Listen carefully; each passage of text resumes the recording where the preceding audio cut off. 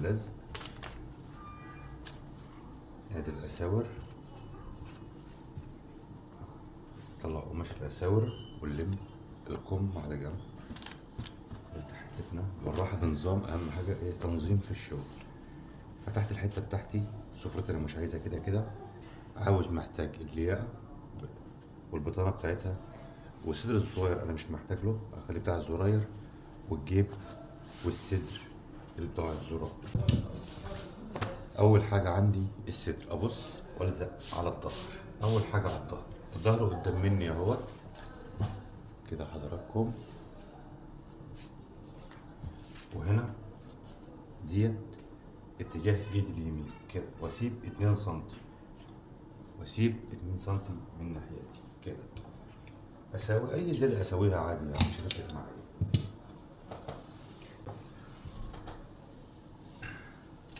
واكسر دي كده اهي، اكسر ال 2 سنتي كده، واكسر دي كده. دلوقتي اهي اديت ال 2 سنتي، واكسر دي كده اهي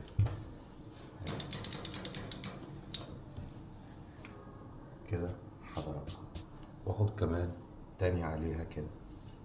الصدر ده الفكرة انه سهل وبسيط، انك بتاخد الخياطة بمرحلة واحدة بدل ما تاخد خياطتين، خياطة واحدة. هنشوفها دلوقتي في التقفيل.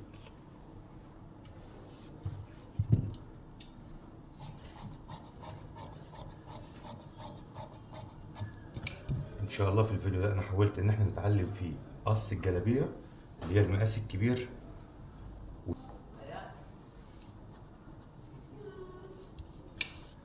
هساوي من 6 سم من تحت،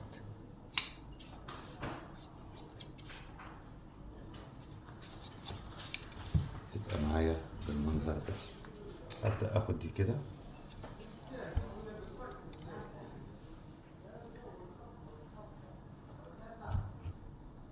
دي كده.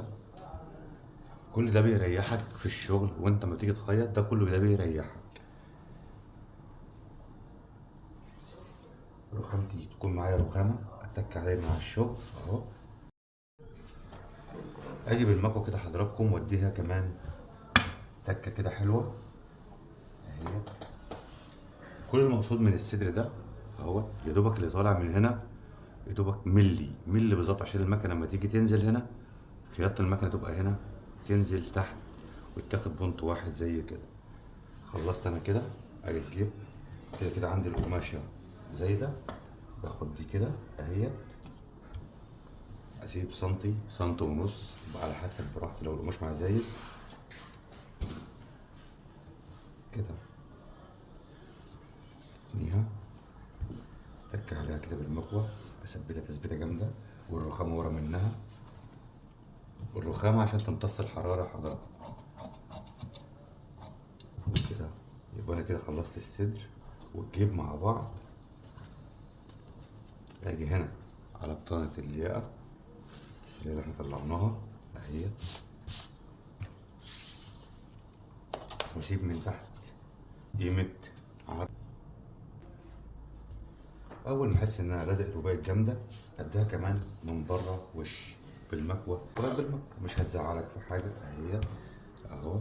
من ناحيه الدوران تحت كسرتها بالمكوى مثلا، اما اجي اشتغل على المكنه يبقى ايه، ادي للمكنه شغل مره واحده.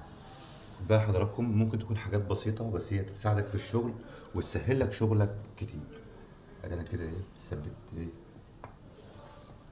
تمام كده حضراتكم. ادي اصبح عندي لسه الاساور. اجي على ظهر القماشه برضو، ادي الظهر اهو، والزق على الظهر القماش، واسيب من هنا قيمه تاني المكنه سنتي ونص 2 سنتي، واشيل الزيادات عادي اللي يريح حضرتك. وابدا اثبت برضو من على الوش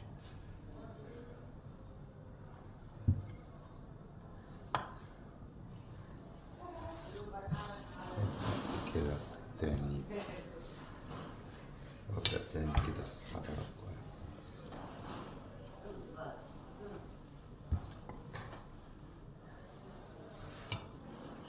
كده. عندي الاسود خدت دي برضو بالمكنه بالمكوى اهي حضراتكم،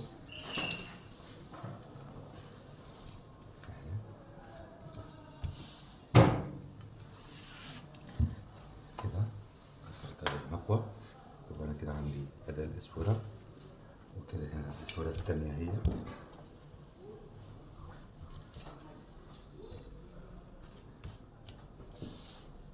كده.